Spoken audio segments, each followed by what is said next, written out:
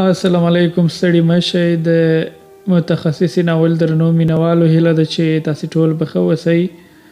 تاسې په تیر کې دغه ناول اتمه برخه اورېدلې وه او د اتمې برخې په پای کې تاسې اورېدلي وو چې نرسه بل هېواد ته تلله او متخصصه خپلې کورنۍ ته تللې وه. هماغه و چې خیبر له متخصصې سره میسجونه کول. خیبر وایي چې زما سره د متخصصې روانه اړیکه بغیر د الهي نصرت څخه نور څه نه وه.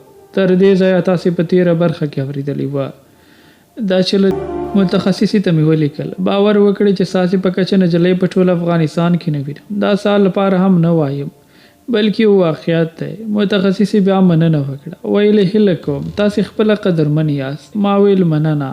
دا راته ووایي چې کوژده کله ده. ویلې سبا ورځ کوژده ده. ډېرې همزولې او خپلوان مو راغلي دي.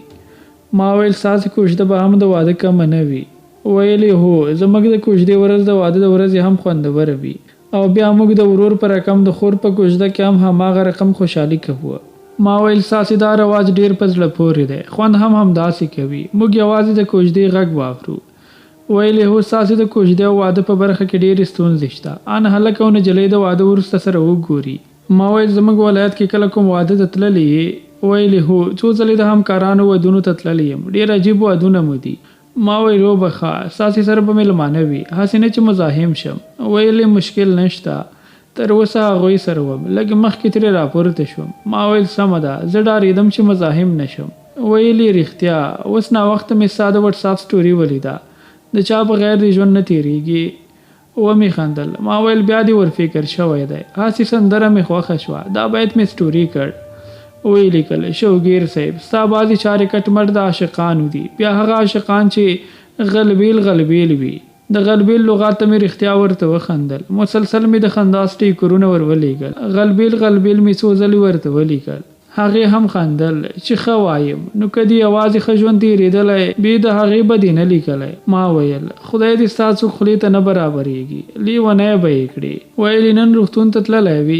ما ویل نه نن د پوهنتون کور ته راغلم. ویلې ولې؟ ما ویل نن مې ذهن یو څه ښه نه وه نو مخه مې ونه لیده.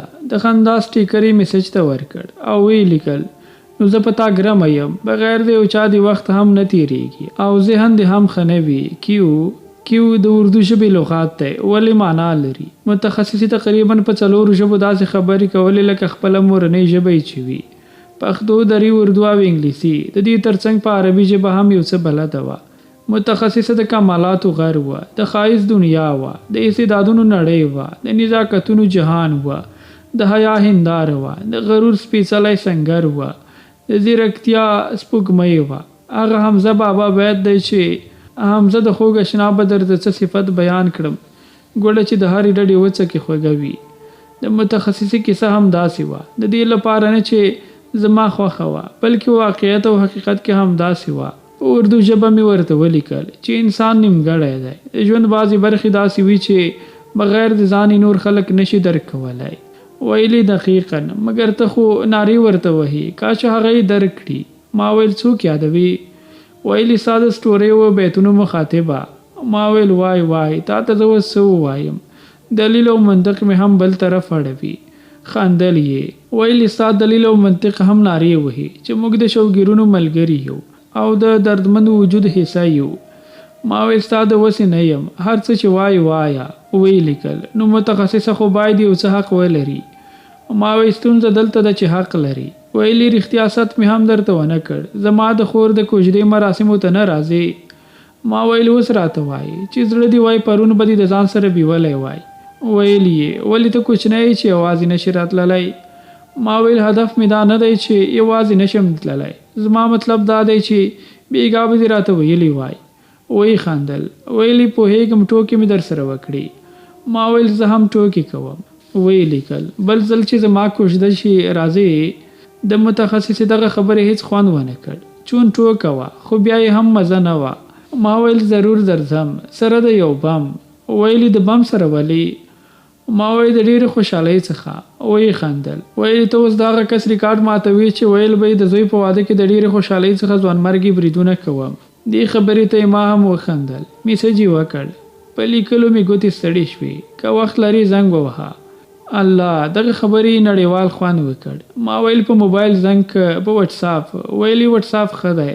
ما ویل سمه ده. متخصص ته مې آډیو کال وکړ. زنګ یې پورته کړ. ویلی سلام څه حال دی؟ ما ویل وعلیکم سلام خوشحاله یم چې غږ دی اورم. ویلی مننه نن ستړی شوم د لارې مزل او بیا دلته د میلمنو خدمت ځکه مې وویل چې زنګ ووهه. ما وی ښه دې وکړه. رښتیا هم چې لاره ستړي کوونکې ده. د متخصص غږ هم داسې و چې روح ته یې سکون وربخلو. نرم پوست غږ آن که غږ انځورېدلی شوی د متخصص غږ به د شاتو مثال درلود. ویلي څه حالات دي؟ ما ویل تر اوسه خو خیر و خیرات دی. ساسي طرف څه حالونه دي؟ ویلي دلته هم هر څه ښه دي. ما ویل شکر. دا راته ووایي چې کابل کې چیرته ژوند کوي؟ وی خندل چې ستا خو به کوژدې رالیږلو ته نیت نه وي چې د ځای پوښتنه کوي.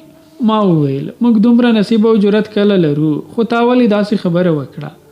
زیاته یې کړه هلته ډېرو خلکو زموږ د کور ادرس غوښتلو چې کورنۍ ته مې جرګه راشي خو زه د کور ادرس چاته نه ورکوم. ما ویل ډېر ښه کوي چاته ادرس ور نه کړي. ویلي خو تا ته یې ښایم موږ د کابل ارزان قیمت په سیمه کې یو دومره نمبر سړک او دغه نمبر کوڅه د پلاني کورس مخامخ زموږ کور دی. مننه مې وکړه چې دومره باور مو را باندې وکړ.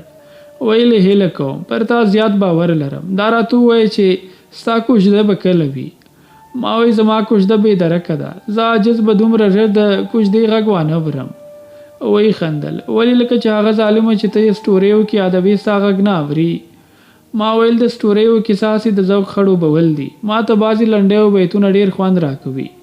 ویلي ټوکې در سره کوم خفه نه شي. ما ویل ستونزه نشته پوهیږم یو څه غلی وه. وی ویل یو شخصي پوښتنه وکړم؟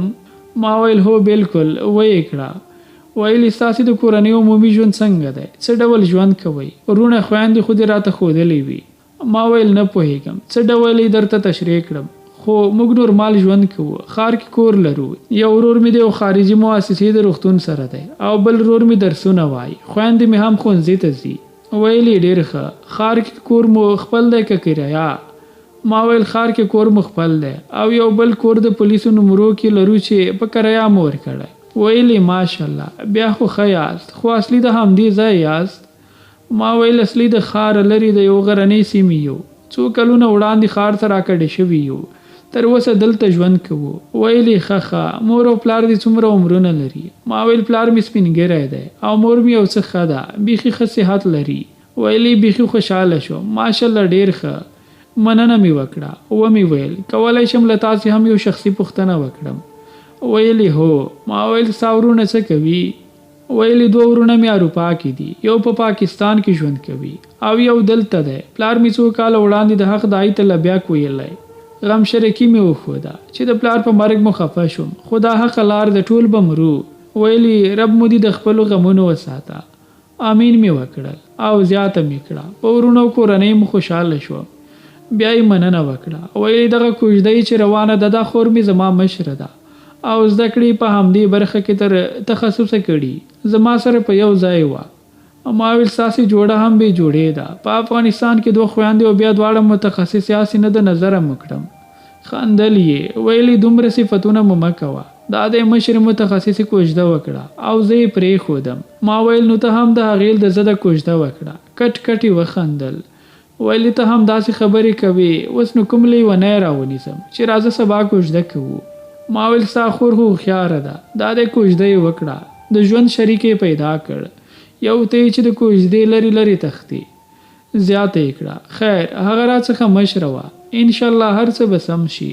ما ویل هو انشاءالله. بیرته کله راځې؟ ویلي نن خو مې اوله شپه ده. 2 یا 3 ورځې به دلته وم او بیا درځم. ما ویلي ژر راشه روغتون درته ضرورت لري. ویلي انشاءالله خیر به یې غواړو. ناوخته دی زه هم یو څه آرام کوم او ته هم ویده شه. دې خبرې نو بیا هیڅ خوند ونه کړ. مجبوري وه. رخصت مې ورسره واخیسته او زنګ مې قطع کړ. د متخصص پرته د نړۍ هیڅ خوند نه وه. نه د کتاب لوستلو حوصله او نه د کوم بل څه چې پام مې پرې بدل شوی وای. لاړم د واتس اپ سټوري ته مې لاندنی بیت پورته کړ. بې له تا خو جهان خالی خالی دی. ژوند مې څه دی خو یو خوب د لیوني دی. همداسې په فکرونو او سوچونو کې زانګم. د متخصص په هره خبرې څو ځلې فکر کوم. بعضې پوښتنې زما لپاره جالبې وي. نه پوهېږم تر څو بجو به ویښ پاتې وم او کله به ویده شوی وم. سهار د مور په غږ پسې راویښ شوم چې پورته شه ناوخته دی. زه هم پورته شوم، ځان مې برابر کړ، د موبایل ډیټا مې خلاص کړه. متخصصي میسج کړی و. په میسج کې د پیشو په رقم غږ لیکلی و. میو سهار مو نیکمرغه. دغه د میو کارولو خوند هم هومره خوږ و چې د یوې ښې ورځې د تېرولو هیلې مې پیدا شوې. لاړم پوهنتون ته، تر 12 بجو هلته وم.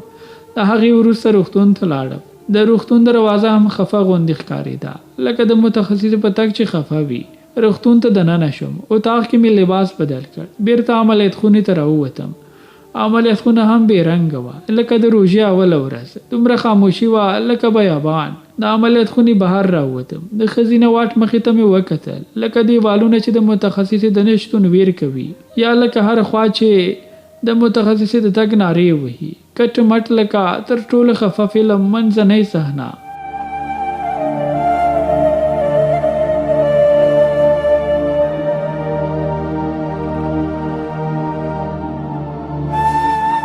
درنو اوریدونکو، دا به د متخصص ناول نهمه برخه چې ما رحمت الله همت درته وړاندې کړه. په بله برخه کې چې ځل بیا ستاسې چوپاړ کوم، تر هغې ښه وختونه خوشحاله ژوند ولرئ.